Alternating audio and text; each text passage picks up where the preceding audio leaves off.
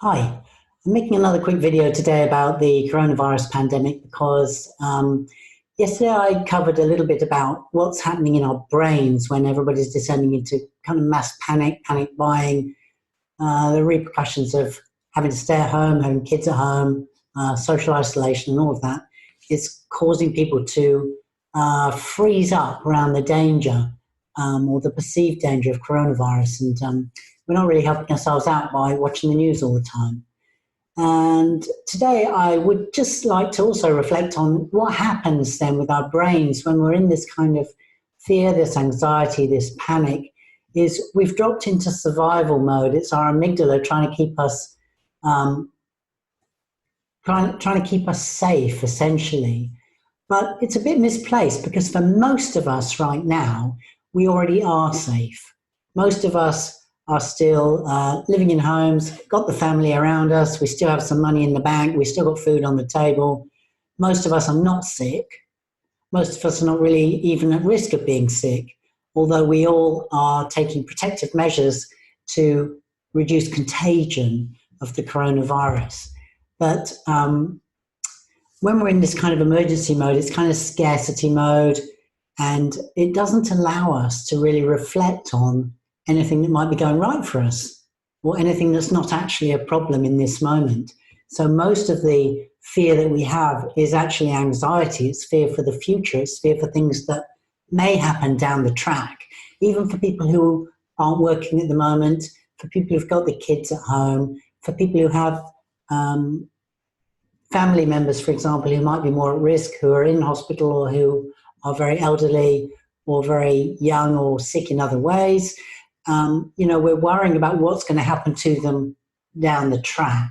And I think it's very helpful for us just to counterbalance that with noticing what is wrong right now. Because by and large, for most people, it's nothing. Maybe they can't buy an extra 6-pack of toilet paper. But essentially, most people are fine.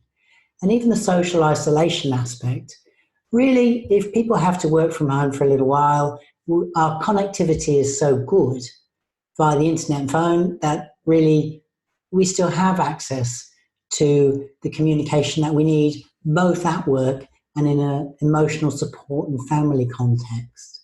So really, take time out every day to notice the good things that you have, maybe even to reach out to other people and to support the connections that you already have. Maybe reach out to some people who might need the support. Maybe you know some people who are already living alone or who are already in a more precarious situation than you. Maybe you can reach out, make a little phone call to them and support them. The other thing that I would note is, this curve of coronavirus spread is fairly short-lived.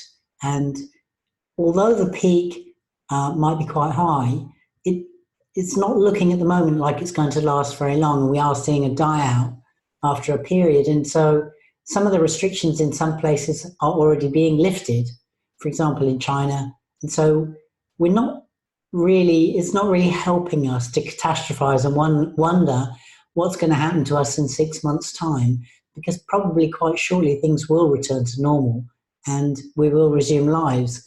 And although there will have been change, we will have been impacted, it's also an amazing opportunity for us to think in ways that we don't normally think, connect in ways that we don't normally connect, strategize in business terms in ways that we don't normally think of.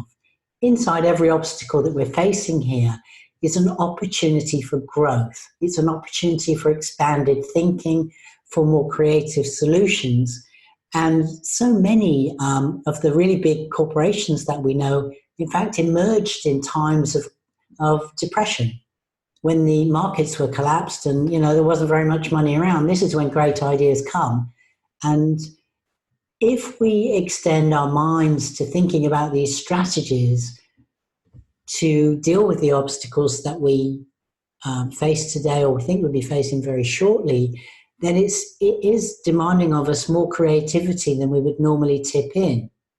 Normally, we're just kind of going through the motions of life, handling the little tasks in front of us, and not really looking for opportunities for growth the way that we can now.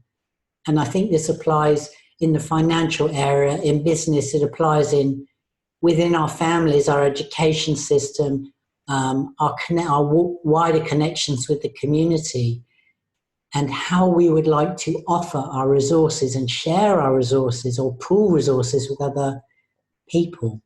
So it can bring us together in ways that we might not normally discover outside of this pandemic and the restrictions that come with it. So although there is a real issue for people who have been exposed to the coronavirus, there are certainly people suffering, there are people in hospitals, there's stress on the health system. For many of us, that isn't our reality right now, and it probably won't be. So when you're stuck in fear and anxiety, just notice this is your brain going into survival mode, and just stand back for a second and become aware of those fears and aware of those anxieties and all the thoughts that are flooding your mind about them. And when you take a step back, you can see that you don't really need to be in survival mode right now. You can take back your rational mind, you can take back some calmness.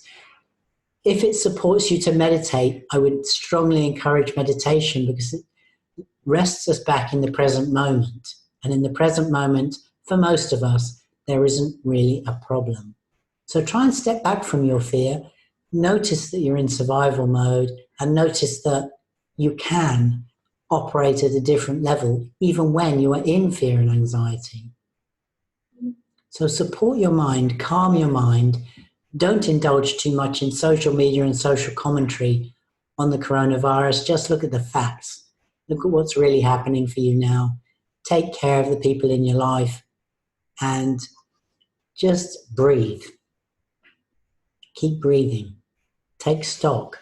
Take stock of what's really happening for you right now and notice the goodness that you still have in your life and even appreciate those things, the small things that you cherish that you don't always notice every day.